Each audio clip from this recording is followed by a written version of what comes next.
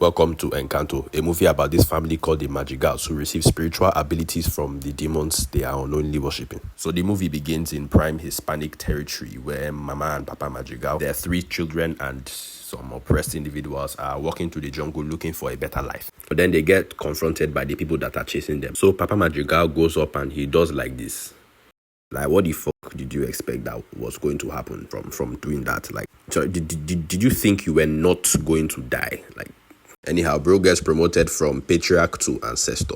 So now everybody else is well and truly cooked. But then this candle comes to life and I guess saves them from their oppressors, creates this place called Encanto. And yeah, I love how these niggas didn't ask how the candle came to life. Now, I don't know about you, but based on personal experiences, unexplained spiritual encounters are usually a result of demonic activity. These niggas are worshipping Satan. So basically, some time has passed since all those occurrences. There's like this magic door that if all of the offspring of the Madrigal lineage should touch, they shall become gain superpowers. So basically, each superpower is designed to like maintain Encanto and like keep it running. Something that's this strange candle that is flowing with miraculous energy cannot just do by itself. Like, it wasn't doing all of that in the 5 years these kids took to grow up. Yeah, so now it's Mirabel's turn to like caress the enchanted wood. So she strokes it very gently and sees white. Don't look at me, I'm just explaining what I saw. A small girl stroking wood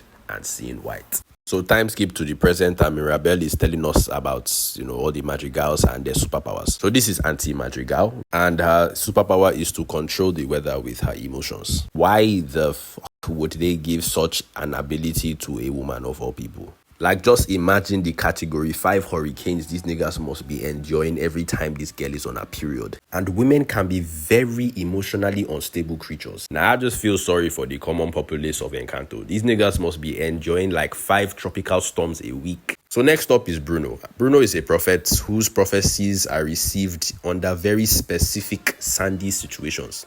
Yeah, basically baptize him in sand and he will see the future. Then there's Mirabel's mom. Her superpower is literally cooking food. Does it so well that anybody that eats her food receives automatic healing. So I think Disney might have mistakenly created the perfect woman. Or y'all girls need to start taking notes.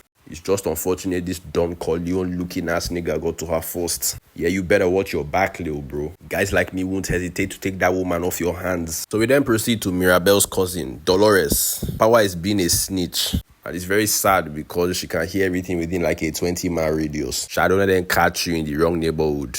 Go around snitching up and down. Then move on to her cousin Camilo, who is a shapeshifter, a ability that he uses for the sole purpose of trolling innocent people. I have no idea how this is supposed to help Encanto, but hey. Her cousin Antonio is the latest in line to be possessed. Get his gift. As for Mirabel's older sister Lisa, I don't even know if that is a girl. That might just be a man. You can never really know these days. As for Isabella, her power is to grow plants. Like, she can literally close her eyes and grow any plant that she wishes. Which, in theory, could greatly increase Encanto's economy. Could she focus on setting cash crops? Instead of spawning useless flowers everywhere. It is then revealed to us that Mirabel was the only Madrigal to not get a gift. Yeah, that's got to be the saddest thing I've heard all year. Just to explain the gravity of the situation, not receiving a gift in the family Madrigal is the equivalent of being rejected by Bonnie Blue. You cannot get any lower than that. And I'm just sat here feeling sorry for this girl because she's genuinely trying to be useful to the family, but nobody cares. And it's sad because of all people in the world, you'll expect her own family to be supportive.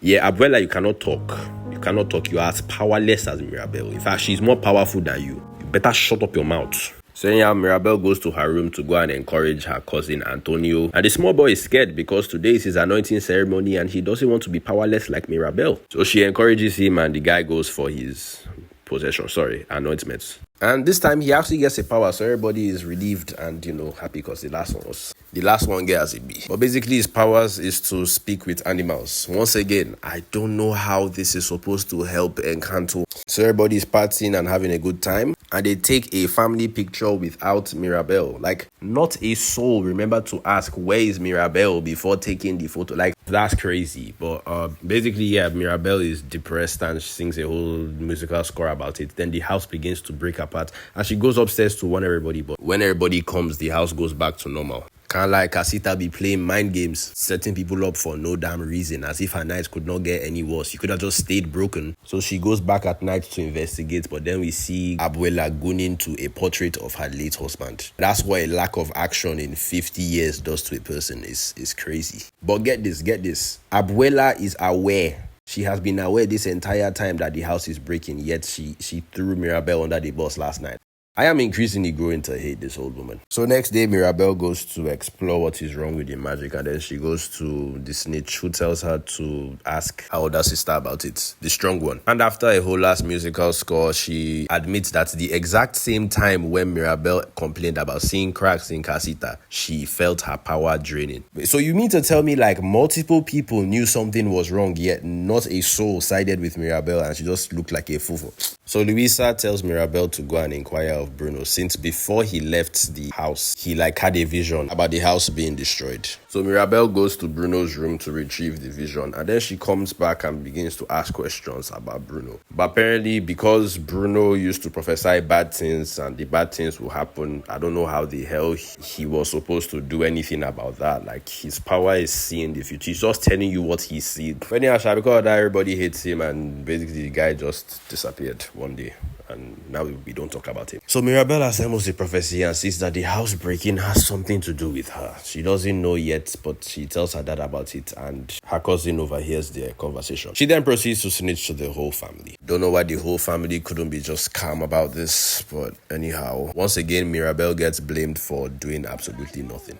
But then she sees these weird rats carrying the pieces of the vision to this crevice in the wall. And then she opens the door, enters this crevice, and finds Bruno. Turns out he never left. He's just been hiding in the walls of the house this entire time. So Mirabel convinces Bruno to have another vision so that she can know what she's supposed to do and all that, and how to fix the cracks. So Bruno goes and has another vision, and it is found that Mirabel has to go and hug her sister in order to save the day. However, Mirabel and Isabella kind of hate each other, so it's a bit difficult, but eventually they end up doing it.